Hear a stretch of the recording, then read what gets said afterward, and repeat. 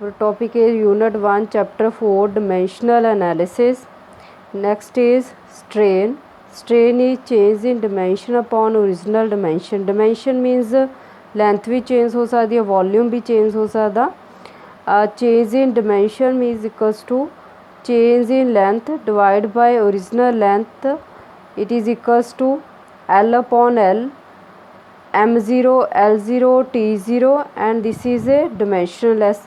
जे आप इत्थे लेने वी take here change in volume upon original volume, again volume cancel by volume, again this quantity is dimensionless.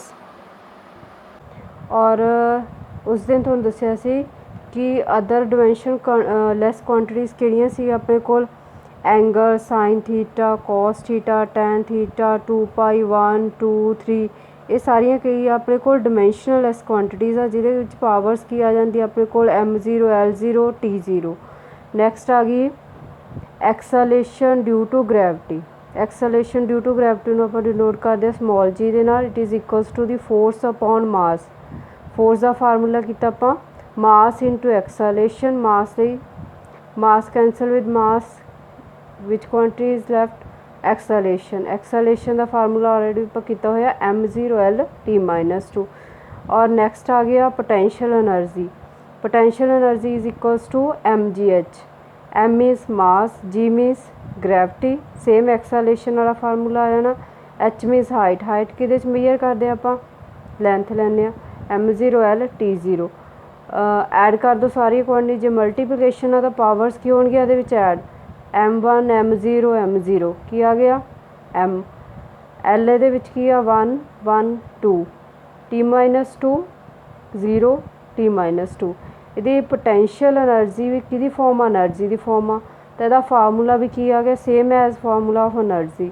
Next is kinetic energy. Kinetic energy is half mv square. Half it is a number. Number is a dimensionless. m means mass, v means आपां की लैना वा velocity.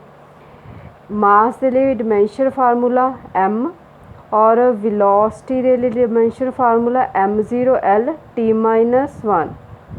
T-1 next की आ v square. Square के लिए किदां आपां करना वा m as it is powers नूं मल्टीप्लाई करना वा जिन्नियां भी इहदे उपर पावर्स आ जाए. स्केयर आ गए स्केयर नाल मल्टीप्लाई कर लो. 0 × 2 0 1 × 2 2 -1 × 2 -2. तो डिमेंशन अगे नैक्सट पावर्स नूं ऐड कर लो फॉर मल्टीप्लीकेशन. m की पावर कितनी 1 0 1 L 2 T-2.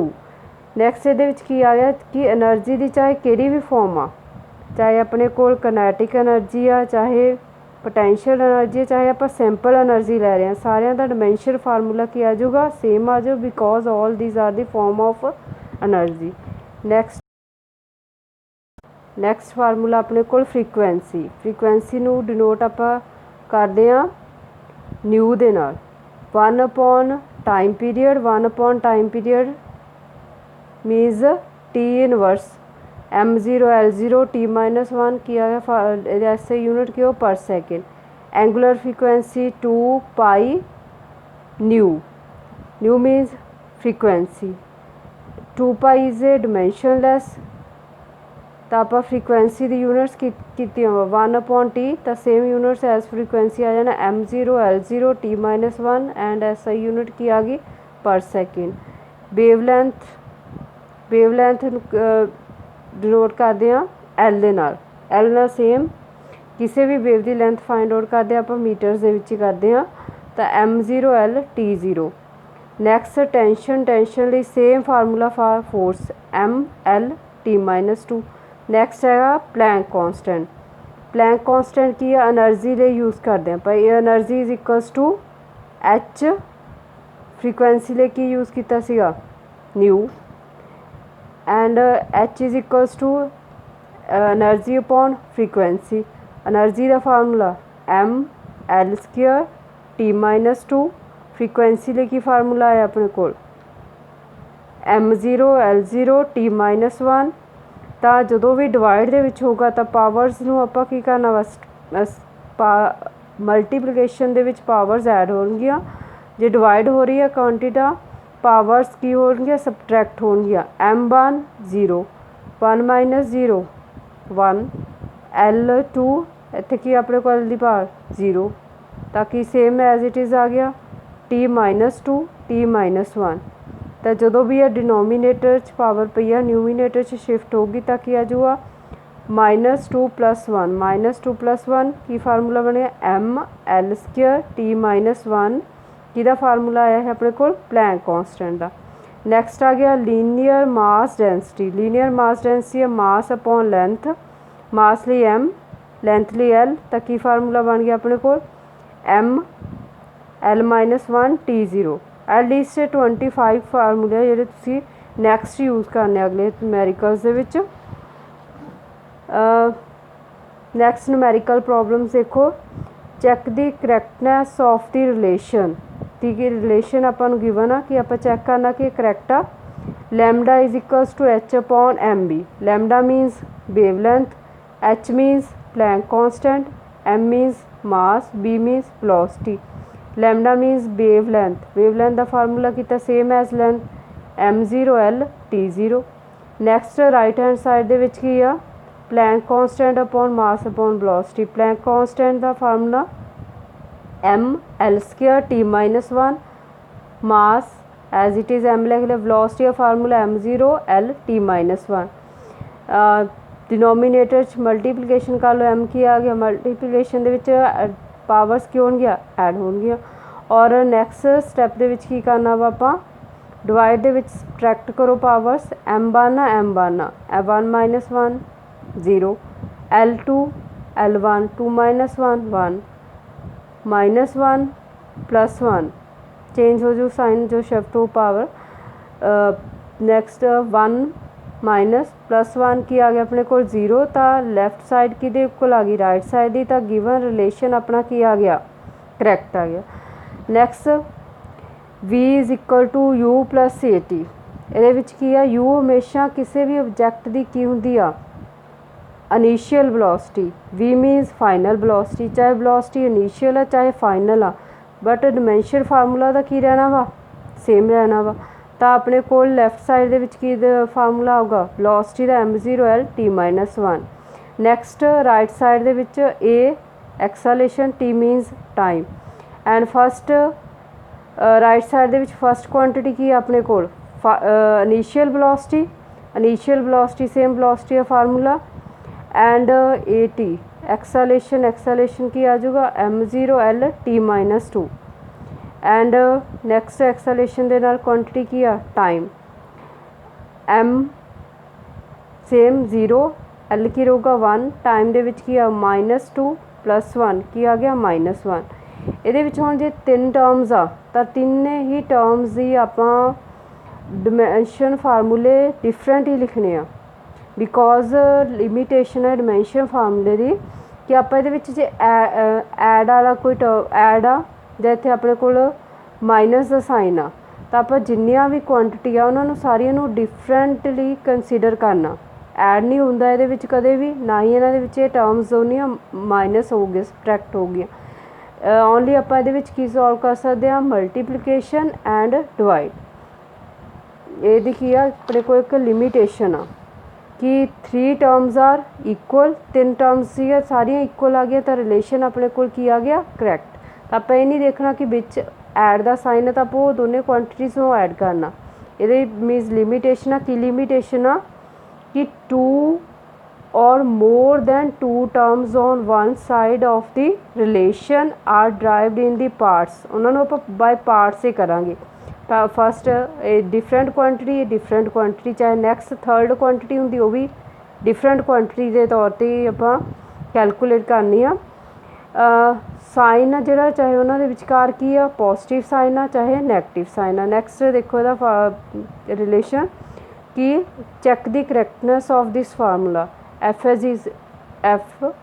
S is equals to half mb² minus half mu²। S is distance, F is force, M mass, V final velocity, U initial velocity। force ले की formula m l t minus 2, and distance ले distance ਲਈ length major ਕਰਦੇ ਆਪਾਂ m0 l t0 add ਕਰ ਦੋ powers m1 l ਦੇ powers ਦੇਖੋ 1 + 1 2 t ਦੇ ਉੱਪਰ -2 0 ਇਹ ਆ ਗਿਆ ਆਪਣੇ ਕੋਲ left side right side two different quantities आ जो माइनस का साइन हो चाहे प्लस का दोनों बाय पार्ट्स आप करांगे हाफ एम बी स्केयरली m is mass as it is v velocity m0 l t-1 into square इस तो बाद की है हाफ की अपने को half is a dimensionless half नूं आपां इग्नोर कर देना कोई भी नंबर आ 1 2 3 4 डिमेंशनलैस इग्नोर ही कर देना ये विचों तो वेलोसिटी दे उत्ते स्केयर दे लिए की आ गया अपने को